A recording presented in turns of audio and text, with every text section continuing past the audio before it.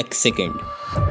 প্রকৃতির জগতে কখনো কখনো একটি সেকেন্ডই যথেষ্ট শিকার ধরতে, বিপদ থেকে পালাতে কিংবা জীবন বাঁচাতে।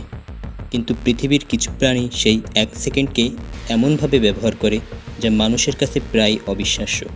তারা দৌড়ায়, সাঁতার কাটে কিংবা আকাশ থেকে ঝাঁপ দেয় এমন গতিতে যেখানে সামান্য ভুলও হতে পারে জীবনের শেষ ভুল। কিন্তু এই বিশাল পৃথিবীতে গতির আসল রাজাকে, আর তার গতি কতটা বেশি? আজ আমরা জানব এমন 4টি প্রাণী সম্পর্কে যাদের শরীর যেন প্রকৃতির তৈরি নিজস্ব স্পিড মেশিন। আর 1 নম্বর প্রাণীটি দেখলে আপনি রীতিমতো অবাক হতে বাধ্য। নম্বর 4, প্রংহর্ন। উত্তর আমেরিকার বিস্তীর্ণ প্রান্তর, দূর পর্যন্ত কোনো পাহাড় নেই, কোনো ঘন জঙ্গল নেই, শুধু খোলা মাঠ। এই পরিবেশেই ছুটে বেড়ায় প্রংহর্ন। দেখতে অনেকটা হরিণের মতো হলেও এটি মোটেই হরিণ নয়।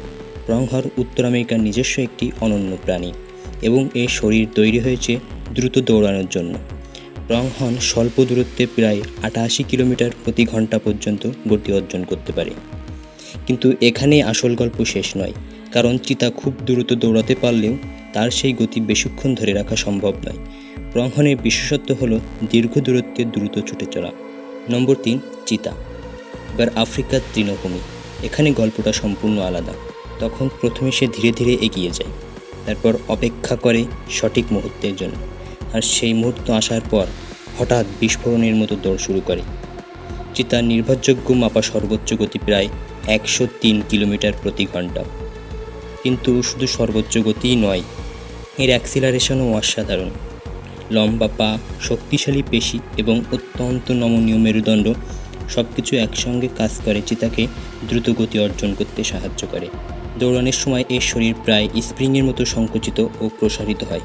কিন্তু এই অসাধারণ গতি বেশিক্ষণ স্থায়ী হয় না, কারণ এত দ্রুত দৌড়ানোর জন্য শরীরের উপর প্রচণ্ড চাপ পড়ে। নম্বর 2, সেলফিশ। এবার মাটি ছেড়ে চলে যায় সমুদ্রের গভীরে। এখানে বাতাস নেই, রাস্তা নেই, শুধু পানির বিশাল এক পৃথিবী। আর এই পানির মধ্যেই ছুটে বেড়ায় সেলফিশ। এর শরীর লম্বা, মাথা সরু, শরীর শক্তিশালী আর পেছনের লেজ অত্যন্ত শক্তিশালী। সেলফিশের সর্বোচ্চ গতি প্রায় 110 কিলোমিটার প্রতি ঘন্টায়। তবে এখানে একটি গুরুত্বপূর্ণ বিষয়, এই গতির হিসাব নিয়ে বিজ্ঞানীদের মধ্যে তর্ক রয়েছে। পানির নিচে মাছের সর্বোচ্চ গতি নির্ভুলভাবে মাপা বেশ কঠিন। তবে এটুকু নিশ্চিত যে সেলফিশ পৃথিবীর দ্রুততম সামুদ্রিক প্রাণীদের মধ্যে অন্যতম। অর্থাৎ মাটিতে যেখানে চিতা স্পিডের রাজা, সমুদ্রে সেই স্পিড খেলাটা সম্পূর্ণ অন্যরকম। এবার আসি আমাদের সেই কাঙ্ক্ষিত প্রাণী, নাম পেরেগ্রিন ফ্যালকন।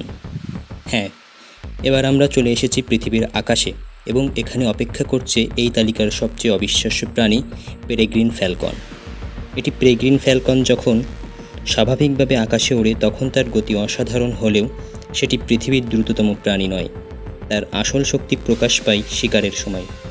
প্রথমে সে অনেক উপরে উঠে যায়, তারপর নিচের দিকে তাকায়, নিচে রয়েছে শিকার। এরপর সে ডানা শরীরের কাছে গুটিয়ে নিয়ে সরাসরি নিচের দিকে ঝাঁপ দেয়। এই বিশেষ হান্টিং ডাইভকে বলা হয় স্ট্রোক।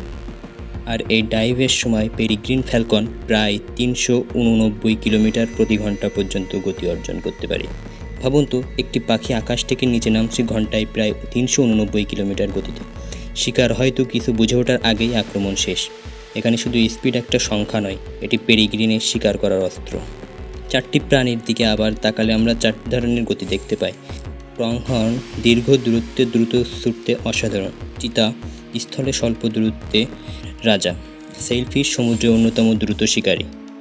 আর পেরেগ্রিন খাড়া ডাইভে অন্যতম রাজা। তাই সাধারণভাবে পৃথিবীর সবচেয়ে দ্রুতগতির প্রাণীর নাম জানতে চাইলে উত্তর হবে পেরেগ্রিন ফ্যালকন।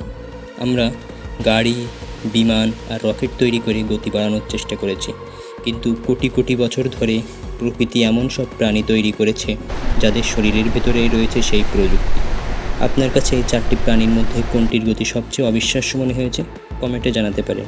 আর এমন তথ্যভিত্তিক ডকুমেন্টারি ভিডিও পেতে আমাদের চ্যানেলটিকে সাবস্ক্রাইব করতে ভুলবেন না। ধন্যবাদ।